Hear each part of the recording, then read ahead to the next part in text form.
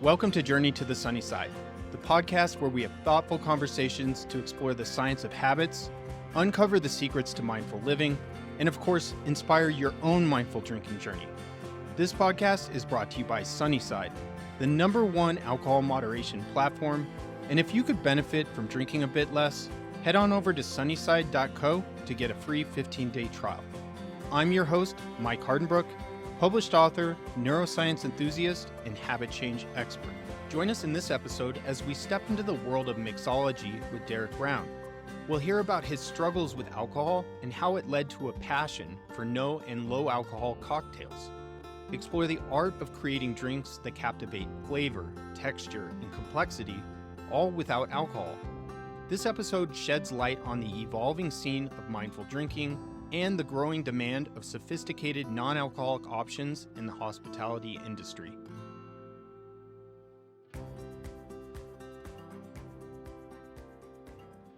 Derek, it's great to have you here. Thanks for coming on today. Yeah, thanks a lot, Mike. I'm glad to be here. So I would say that you're an expert when it comes to a subject that a lot of the people that are tuning into the podcast, which is the subject of mindful drinking. And before we get into sort of what that actually means to you and how you define it and what it would, where you see it going, why don't we just start kind of back with your story? I know that you were in the bar industry, the service industry, and you're continuing to be in that in a unique way. So let's give a little bit of background on like where that all started. Yeah, no problem. I started in the bar and restaurant industry, which we ominously just call the industry, when I was 16 years old. So the funny thing is I started as sometimes I joke and say a garde manger, which is part of the French brigade system and makes it sound like I was like this amazing chef cook. But I worked at a deli and I was the salad prep. That's the reality. And I was scooping white fish and tuna fish salad, putting it on maybe a bed of romaine lettuce and putting a little olive on top. And so, I kind of enjoyed it. And I talked a lot in the kitchen, which the owner, Barry Schwartz, it was a deli called BJ Pumpernickel's, did not like very much. And so one day, he's kind of a barrow man. He grabs me by the shoulders and pulls me behind the deli counter, and he says, "Here, let's put that mouth to work." And so I started working behind the deli counter, which is a funny story that, in the industry, we refer to front of the house and back of the house. And I went from the back of the house to the front of the house. How did that make you feel at that time? Were you excited about bringing your face out there? I was a little worried, mostly because I had to shave tongue. That was one of the things that I would cut on the deli slicer, cow's tongue. So just to be clear, it's nobody else's tongue. Wow, that's not an expression. You were literally shaving cow's tongue. So I was a bit worried, but anyway, it was the beginnings, and it was a wonderful place to start out in many ways. And there was these great humans there, but they were also the people that I started learning from in terms of how to be in the world. Right. And so as I went along and I worked in different bars and restaurants, mostly restaurants to start out with, I learned how to drink from them. And this is from people who are lifetime restaurant people, waitresses, cooks, people who are really wonderful people. But Anthony Bourdain, the late, great Anthony Bourdain, once rightfully referred to as a band of misfits, and I fit right in. I fit right in. And I love that. That's an interesting way of putting it, because most people like to say, I started drinking, but the concept of I learned to drink, I heard you say that once before. Tell me a little bit about that. Well, that's the thing is that, this substance, and I'm going to go back into my background, but just as a quick interlude, this substance, which is something that has been throughout history revered and feared, something that has been lionized, regulated, and banned from kingdoms, cultures, and countries, that all of a sudden it is like put in the hands of a 16-year-old boy and say, here you go, here's a beer bong, have a good time, and there's not enough context to do something with it reasonable, so the people I learned from and the way I learned was just show up for your shift on time. It really doesn't matter if you drink. Everybody here does that. We all use substances. That's pretty normal. That's how we get through the day, actually. And so, I have some other experiences too with alcohol in my life. My father identifies as an alcoholic. My sister died in a drunk driving accident. So alcohol was really like omnipresent for me. It was there at so many aspects of my life. And then I think that as it went on and I drank and I started drinking with wild abandon, like when I became a bartender, it was this incredible moment because I had access to the liquor cabinet. You know what I mean? I had the keys. And so, we would shut down the shift at 3 a.m. and we would drink until 8 in the morning. And it was this vampiric lifestyle, and it was not uncommon to have 25, 30 drinks in a night. So, wow. Yeah. And that was every night. That wasn't like, okay, like we're just going to save it for Saturday. The normies and normal people were out there and they're like, oh, we're going to have 3 drinks tonight. But, young Derek Brown is like, well, we're just going to polish off a bottle of champagne. We're going to polish off a bottle of whiskey. And that just became so normalized. And I can comment to that. So I used to be a bartender, or in London it was called a barman, and it was the same thing. You could have, even more so in the UK, you could have drinks. Instead of people tipping you, they'd say, I'm going to have this and whatever you're having. And so you could drink while you were on shift. And I remember after work, I used to have this manager, and all he really did was sit around and have a half pint in his hand the whole shift. And I'd always wonder, how does he drink like that the whole shift? And then we go out and party. And then one night the cocaine came out and I realized, oh, that's how he can drink the whole time. So sorry, not to take away from your story, but I have spent a little bit of time in the bar industry, so I know exactly what you're talking about. No, that only adds to it. And we're all part of the same, group here. Like we've all been through it. And, so I think that it's all just to say that for me, alcohol was there at some of the worst in the best times of my life. And as I kind of progressed in the industry and I started learning about craft cocktails and started getting better and started winning awards, and finally having my own bar that was named the best American cocktail bar, it was a wonderful feeling, but it didn't shake all of this other stuff. And the fact that I had a problem with alcohol. And one of the interesting ways to contextualize that is I didn't identify, and I still don't identify as an alcoholic. I had alcohol use disorder. And I think for your listeners are probably savvier than the average listener when it comes to this stuff. But just in case somebody stumbles upon this, alcohol use disorder is the sort of more contemporary way to put it. That's the medical term for what everybody else calls alcoholism. But with alcohol use disorder, some people, their recovery looks different than others. And some people don't identify, like myself, as being in recovery forever, right?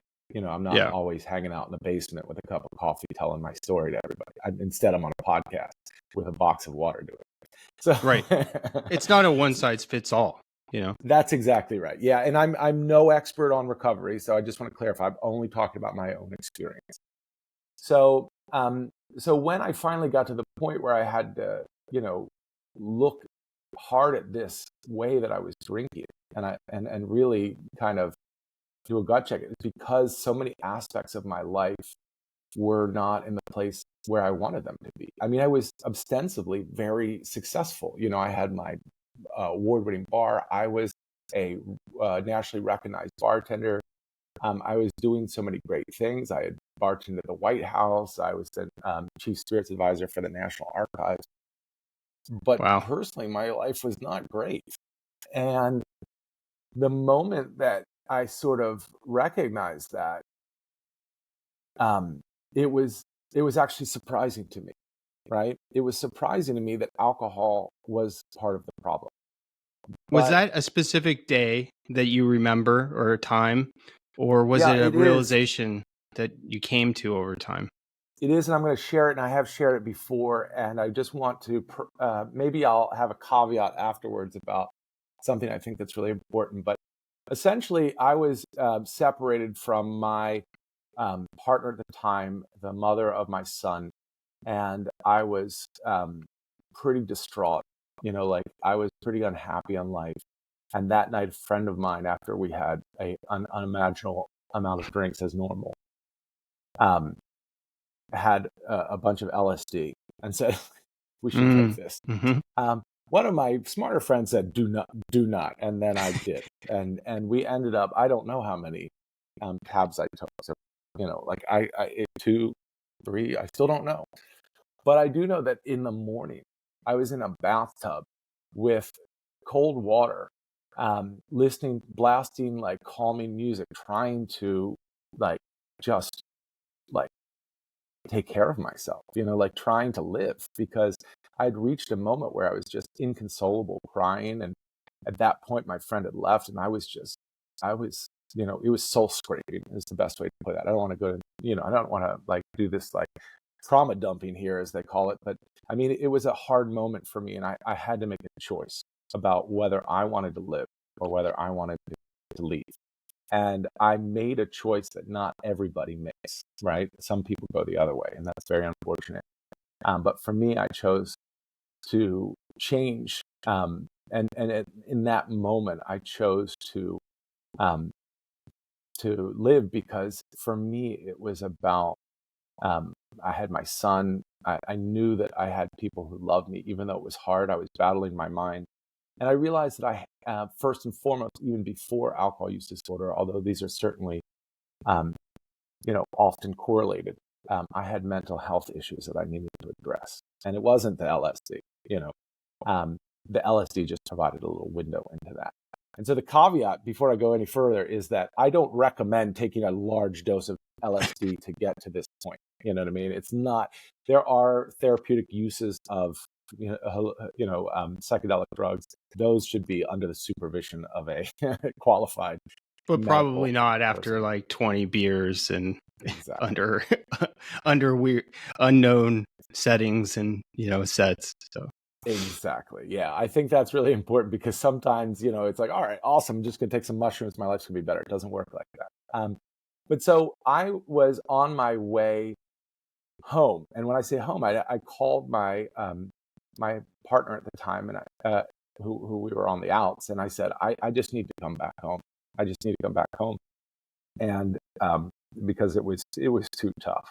That moment was too tough, and I needed that support. And she was kind enough to say, yes, let's just at least come back home. I don't know if you've ever been in that situation, but so when somebody who you're in this kind of like conflict with, and you're not sure where you're going to go, and they show you that kindness, it's very powerful. And on the way back home, I just felt alcohol's a problem. I never really thought about it before. It almost sounds ridiculous, right? Like I'm drinking, like 25, 30 drinks a night. It's part of my lifestyle. It's my job. It's my hobby. It's how my friends group is all about alcohol. Everything is centered around alcohol, but I don't even recognize it as a problem until this moment. And then it just poof, right in my brain goes, this is a problem. And I start looking at all of the aspects of my life that alcohol touches, and it's not improving it. It's not making it better in any way. It's doing quite the opposite. And so I made the decision to get medical and therapeutic help. So there was a little bit of a space in between that, but I actually checked into an outpatient program where it's intense therapy, started working with doctors and therapists and taking therapeutic drugs, and then just really working on myself. And through that process, it was, really hard, because it is work. They call it the work, because it's a lot to do. But it really opened a door for me to start looking at the world differently and looking at myself differently. And I started learning more about health, about nutrition, about mental health, about drinking and its effects, in an honest way, in a way that showed both sides of it. Because even with all of this, I'm not saying alcohol is bad. I think in that moment it was bad for me because it was a medicine. It was a, a solve for me. But it was bad specifically because it was the wrong tool for what I needed, right? So the mental health issue, I was able to get help, and finally was diagnosed as having bipolar disorder, and and that led me to a place where I could get help and use the right tools to support my health. And that opened the door, as I mentioned. And from there, I started really doing everything I could to, to help myself, whether that was eating well, that was movement, that was all this other stuff that I think everybody knows to some degree, right? Meditating, like going to therapy, things that are, to help us live an even balanced life when we feel out of balance and we feel uneven. And that brought me to another crisis, which is this, Mike. I had been telling people all along, like, drink, this amazing rye whiskey, try this great cocktail. And then what was I supposed to do now? Just tell them, like, I'm just kidding. Don't drink, So Yeah. I had this new problem, was that I had become, in a way, an expert on cocktails and spirits, but now I don't drink. And funny enough, for a while, I did drink a couple drinks here and there because, like I mentioned, my problem maybe isn't the same as other people's who identify as an alcoholic. I didn't identify as an alcoholic, and I could have like 2 drinks a month, and I was fine with that. But eventually, I just stopped drinking because I had put myself in a place with all of this work that I didn't need it anymore. I felt not great all the time. I mean, it's silly. Nobody feels great all the time. But I felt much better, and I felt like I had the tools I needed to deal with life's inevitable slings and arrows, if you will. And with that, I didn't need alcohol, which was a bad tool for me in the first place. And so I finally gave it up, and I still don't drink, but I kind of reserve that option. Mm-hmm. But again, it brought me to this conflict, and I had to make a choice to, how I was going to move forward, whether I was going to become a real estate agent or I was going to stay in this. Tell me about the conflict. Was the conflict rooted in that you didn't want to be around alcohol, you didn't want to be in that setting, you didn't feel good serving it? Tell me about like what that inner conflict that you said, this is not what I'm going to keep doing. Yeah, I mean, it was kind of a bunch of stuff. Like, I didn't feel as comfortable around people who are drinking a lot, and I didn't want to drink, but I also didn't enjoy being around a person just saying the same damn thing 3 times in a row. Like people who are kind of stumbling or maudlin or angry for no reason. And I don't, like, I'm not trying to like criticize people. I think everybody has to go through their own path, but we all know drunk people are annoying. I mean, that's not a surprise. That should not, those listening out there should not be surprised. I thought I was charming the whole time when I was drinking, but it turns out I wasn't. And I think that is a common problem when we drink too much. But okay, I mean, the bars that I own weren't exactly like, these places where people are just hammered all the time. But certainly people have a couple of drinks, and I didn't feel as comfortable around them. But also, I didn't want to stay up late. My lifestyle was changing. And also, I didn't know at first where to put alcohol in terms of my sort of outlook on life. Because it was a problem with me, I wasn't sure where to draw the line, right? Like how to tell other people where they should or shouldn't drink. And I think I resolved that in a very simple manner. And it's this: I don't really care if you drink or don't drink. It doesn't matter to me at all, right? I can't control what anyone else does, and I actually don't want to. So it turns out to be a really good,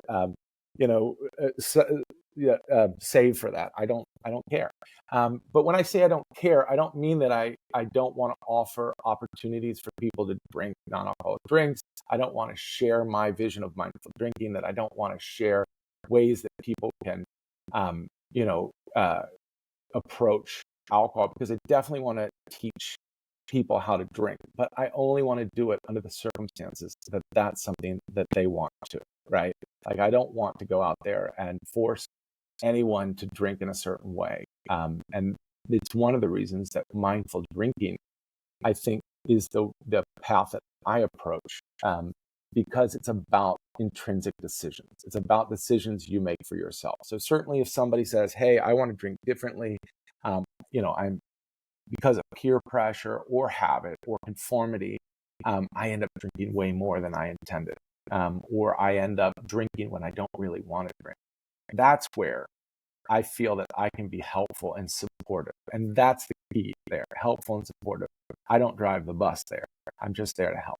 Like, I don't know, maybe a mechanic or a bus monitor. I don't know. Actually, I lost that metaphor really quickly. So I'm just going to turn it back over to you.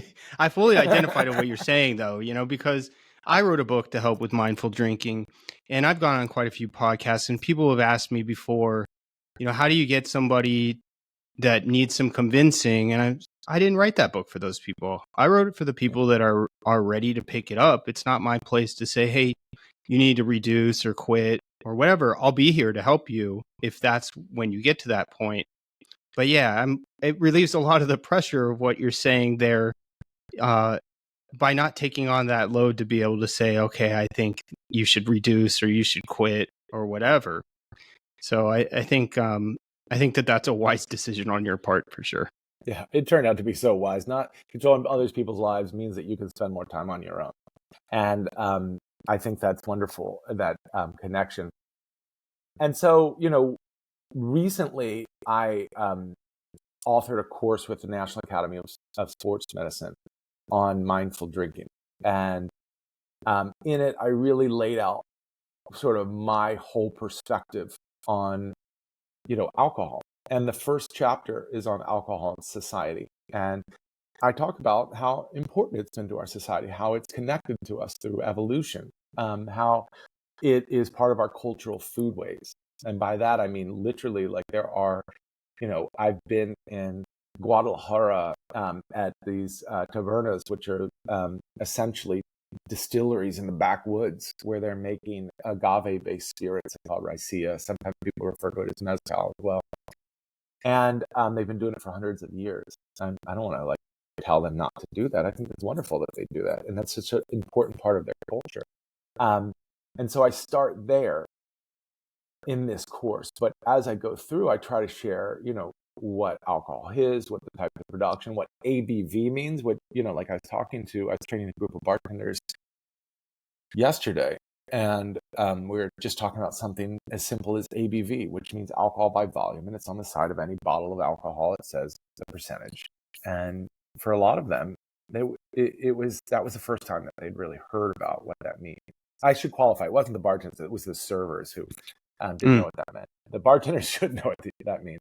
But and I think the public out there doesn't generally know things like that, right? Alcohol. I definitely did, because I would look for the beer that had the high ABV on it. Yeah. Let me check this beer. Sometimes it's a double-edged sword, right? But I think that when I was able, in the course, I'm able to share just how to look at that, how you can make plans when you're thinking about how you drink, what you're going to drink can greatly affect it, because something like vodka has 40% alcohol by volume, which means that if you had 10 cups, 4 of them have the alcohol in it and 6 of them have water and other substances, right? So that's, if you get 1.5 ounces, which is a standard size shot of vodka,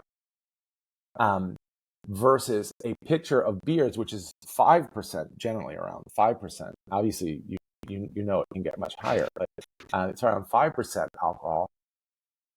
Then, the pitcher is more volume, so there's going to be more alcohol in it than the shot of 40%.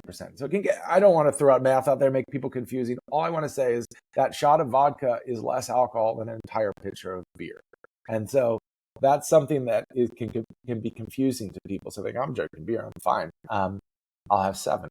But it doesn't really work like that. But maybe we intuitively know that, but we don't always. And so in the course, I walk through things like that, and I try to make it very conversational and pretty plain. And then we get into, some of the problem behaviors around or problem drinking, not the behaviors per se, but some of the health aspects of it, and finally So how we is that resolve that. becoming more of an industry thing these days? Oh yeah, absolutely. I mean, Yeah. in my industry, we have 1 in 5 people, according to the SAMHSA, we have 1 in 5 people who have a substance use disorder. And when I say that to people in my industry, they often look at me like, that's it? Because it's probably, that's self-reported and probably pretty low. I think that we're attracted to this industry for many reasons, and one of them is because the alcohol flows and it's normalized, and other Yeah, I think substances so. And as well. it becomes even more available, and you're within I guess, a subculture, just a company culture that says it's okay. Like you said, if you have drinks, it doesn't matter as long as you show up tomorrow. That's right.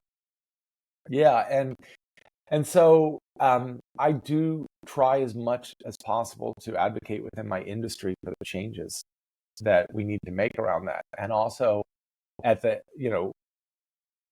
how we can help each other and support each other through that, because sometimes it's also we don't know what to do when somebody might be drinking too much. And in that case, within my industry, that's when I talk a little bit more about recovery and how we might be able to help each other. And mostly it's pointing people towards the right resources, because as I mentioned earlier, I'm not an expert on recovery. I'm just an expert on my own recovery.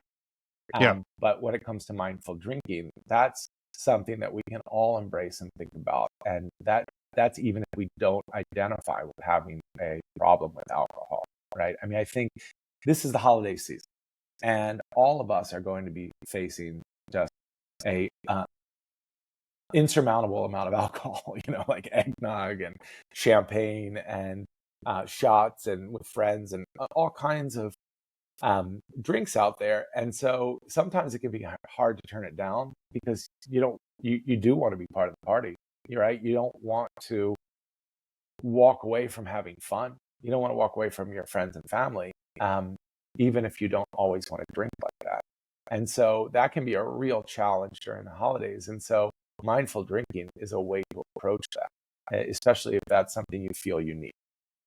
I 100% agree. I mean, I think that the more traditional or old school methods, it's a very hard ask, which is basically, it's either you drink or you never drink again, which includes a label. Whereas there's this broad spectrum of people on how much they drink. There's also a spectrum of how long they've drinking and where they are in that timeline. There's a spectrum of when is enough to either take a step back and reduce, or just take a break, or decide later down the line, just like hey, I'm a mindful drinker, but right now I'm not drinking, and that's what works for me in my life. I think that taking that softer approach to get people to accept the idea that, hey, I'm doing something just like I would with my nutrition, with my fitness. I'm doing something to improve my health, my mental health, my habits. I take a very habit-based approach to it. Sunnyside obviously takes a habit-based approach to it. Do you find in your industry and the people that you interact with that the concept of mindful drinking is more received and heard? Yeah, I mean, one of the things, for better or worse, is people in my industry, we see drunk people all the time, and it can be a reflection on us, and we can kind of look at that and say, like, okay, that's not where I want to be. So when I talk to bartenders about drinking mindfully, and I talk to them about no and low alcohol cocktails, very often they're the most receptive, because they kind of get it. They know they might have see people drinking too much. They even have people who they know who are in recovery and stuff like that. And so they sort of understand that this is a part of the world where somebody who, I don't know, and I don't want to judge people who are accountants, but do they spend that much time around drunk clients? Probably not, so I think this gives us a window or a different perspective. And so bartenders tend to be pretty receptive. But obviously, then you have both ends: people who need the help and people who see that other people need the help. And so, I don't know. It's a complicated picture. Yeah. Well, you have a very special and unique skill set around is it NA and no alcohol, low alcohol cocktails. And Yeah. I think a big part of, like, if we approach it with this habit formation mindset, part of that is swapping bad behaviors with good behaviors, which are tied to rewards. So I think that that's exactly what you provide. So I think the people that could be listening to this might be interested in how to make those. I know I am, actually. I mean, I've done some stuff at home, and it seldom comes out the way I'd like it to. So maybe you could. Do you have a specific approach when it comes to no alcohol, low alcohol cocktails?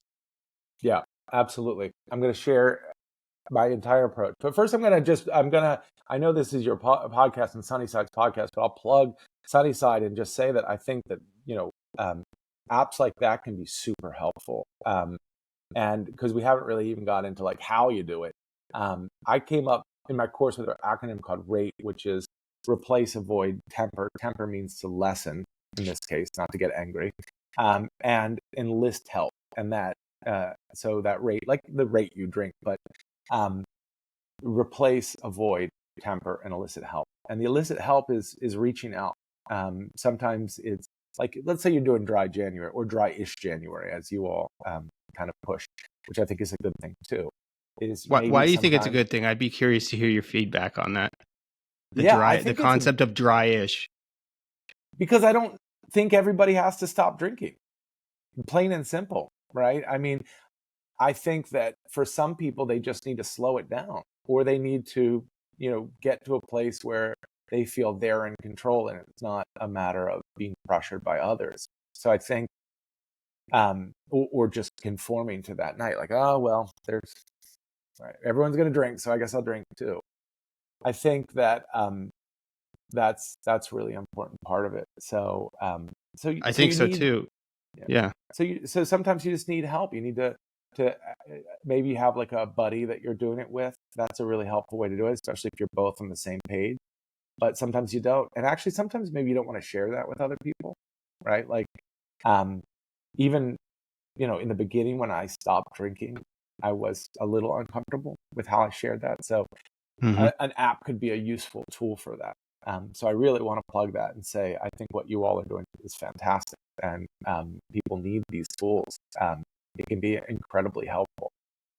But how we make great no and low alcohol cocktails is, I think, what you really asked me. And so I think that the easiest way to do that is if you go to your favorite independent bookseller and you purchase Mindful Mixology, a comprehensive guide to no and low alcohol cocktails by Derek Brown on Rizzoli, $39.95. Makes an excellent holiday present. That's the best way to do it. So you heard it. Go to where at bookstores. Go look for that book. So no, I'm just kidding. You can get it on Amazon for $20. Don't spend the $40. But I think that when I wrote the book, the approach was simply, what is different from a cocktail, a non-alcoholic cocktail, and a glass of lemonade or iced tea, right? Because they're both non-alcoholic. So why are they different? And so when I started thinking about that, I started thinking about what are the sensory characteristics of a cocktail. And I came up with 4 sensory characteristics. One is intensity of flavor. Cocktails are intensely flavored. When you drink a gin and tonic or an old fashioned, it's not like, you know right away it's a cocktail. 2, there's this piquancy or bite that comes out of it. Sometimes I call that stopping power. In a way, there's one part of the cocktail that you don't like, and it's it can be bitter, it can be spicy, it can be intense, but it slows you down. And so I know that that seems counterintuitive. Why would you drink something you don't like? But think about like lemonade or a sweet iced tea. Those go down so easy because they're eminently drinkable, eminently, something like that. They're just drinkable, crushable. But when you have an old fashioned or even like a Tom Collins or whatever, there's a little thing in there that slows you down a little bit, and that's the stopping power. I think that's an important part of it. Piquancy is what I call it. And then there's a texture. Cocktails have a certain texture to them. They're richer than iced tea or lemonade. And finally, there's a length that's not taken up. And this is like a volume that's not taken up by sugar or juice. And that's important because I think people think of mocktails and they think of just juice bombs, just all sugar and juice. But when we're crafting and making non-alcoholic cocktails, that's part of the consideration to make something that's more complex than that. So the reason I mention those because that sounds very heady and theoretical, but it becomes very practical. And let me explain how. So let's say you took a glass of lemonade and you wanted to turn it into a quote unquote non-alcoholic cocktail. I did that. I created a cocktail called the pinch hitter. And it is with lemon. I use ginger syrup instead of the simple syrup or sugar. And that ginger gives it a little bite. Then I add something called aquafaba, which sounds very fancy, but it's literally just chickpea water. It's a plant-based replacement for egg whites. And so I add aquafaba and I add salt tincture. So just a little bit of salt added to it, which I first blend with water beforehand, 4 parts to 1. And a bar spoon of apple cider vinegar. Apple cider vinegar is a byproduct of alcohol. So it adds some of the rich intensity and some of the funkiness to it. So I put all that in there, and the recipe's in my book. I'm happy to share the recipe with anybody too. And then I shake it, and it becomes this beautiful non-alcoholic sour. And it sounds silly because I'm like putting like salt and chickpea water and vinegar, but all of these build around those 4 sort of sensory characteristics that I mentioned. And so I think that that's the way I look at building non-alcoholic cocktails. I say, how do they fit into these 4 sensory characteristics? And then I use ingredients that can support that. But in a way, that's how I create any cocktail. It just happens to be that is applied in this case to non-alcoholic cocktail. That's fascinating. I mean, it's really a world that I don't understand or know at all. So to hear it, it makes total sense. And when I think of sort of the mocktails, no alcohol cocktails, I do think of like these fruity, sugary drinks. And I don't tend to be a real a drinker of those kind of drinks. So I haven't, said to myself, oh, I want to go have a mocktail or cocktail. Actually, let me ask you, how should I call it? No alcohol cocktail, mocktail. What's the term? I like non-alcoholic cocktails because it's very directed to the point. I think mocktail, sometimes people find that word offensive because it sounds like you're making fun of the drink, but also there's just this history of that being syrupy and sweet, so that can be another way that people don't really want to identify with it. When you're drinking non-alcoholic cocktails or even low-alcohol cocktails, you don't want to be separated out and feel separate and different. You want to actually feel like you're part of the group, and so creating an entire category that makes you feel like a child is probably not the great and best way to do that. But I also wanted to say that there's, because I did imagine as I was saying that there's somebody out there who doesn't even make cocktails going, what? I don't know how to do that. Apple cider vinegar. So I want to clarify that one of the cool things is that there are so many great non-alcoholic beers, wines, spirits, and ready to drink. They call them RTD cocktails out there that you don't have to get a degree in mixology. You can just go to the store and buy. And those you can get them online. You can get them in some cases on Amazon. Not that I'm plugging them. I'm not trying to plug Amazon here, but I know reality that people use it a lot. Sure, of course. And so I think that, and there are even all of these like non-alcoholic stores that are popping up. They're almost like liquor stores, but they have non-alcoholic spirits, wines, and beers there. And the non-alcoholic beers are among my favorites. They even have like Guinness Zero and Heineken Zero. Which one's your favorite of the non-alcoholic beers? I mean, do you have one? I don't want to like pick just one favorite because there's so many. But I really do like that there's this group of craft beers that are non-alcoholic. I just tried one by Sierra Nevada, which I know is a little larger craft company, but it's I'm trying to remember. Oof, my mind. I'm traveling, so I'm a little bit out of sorts. I think it's Trail something. I'll think Okay. about it. I hope they don't It's listen. I've I the reason apologize, guys. no, that's all right. I probably wouldn't have asked you if we were talking about actual beer for non-alcoholic beers. I feel like you either hit the mark or you don't, so it's pretty easy to disqualify a lot of them.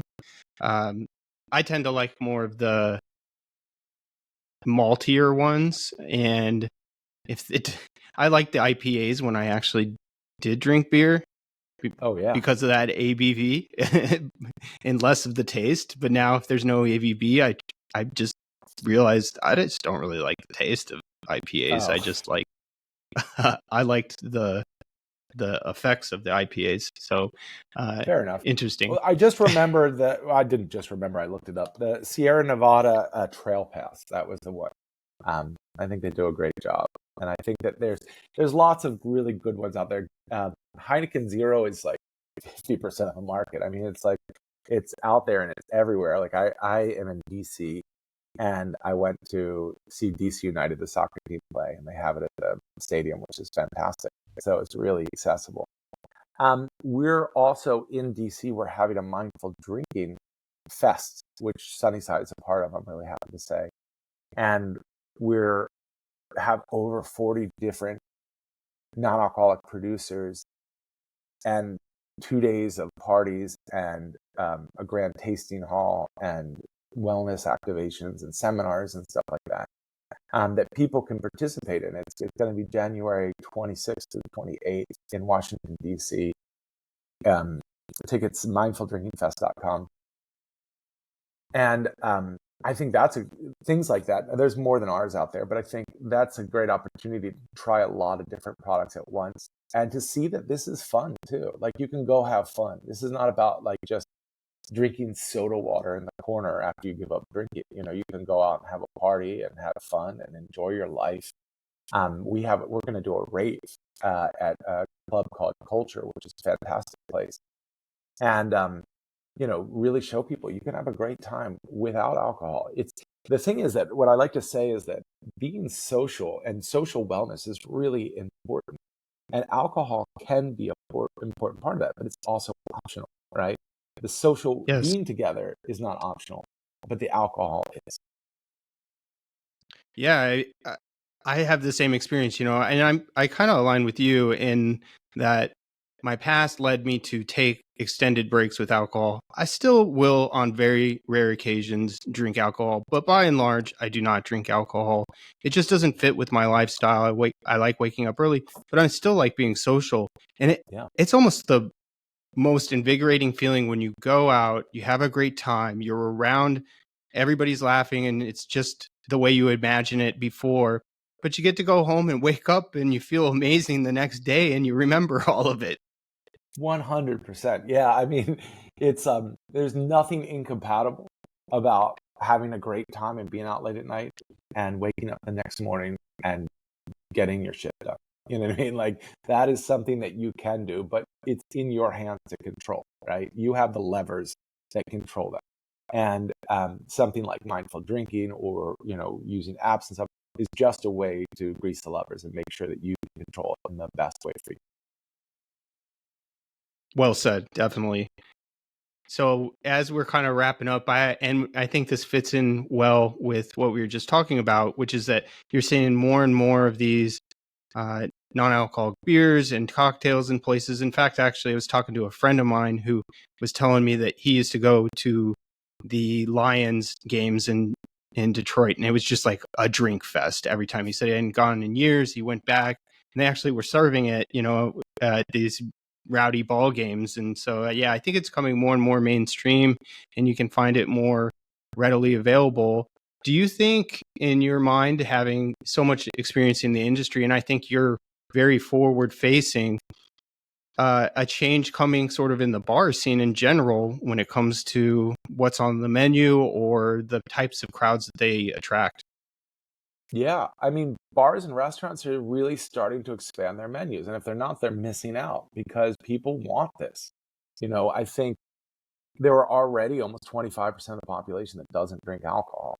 And then you have some statistic that people who are buying non-alcoholic products, like 90% of them drink alcohol. So that what we call substitutors, meaning that based on the occasion, they're switching back and forth. They could be also called mindful drinkers.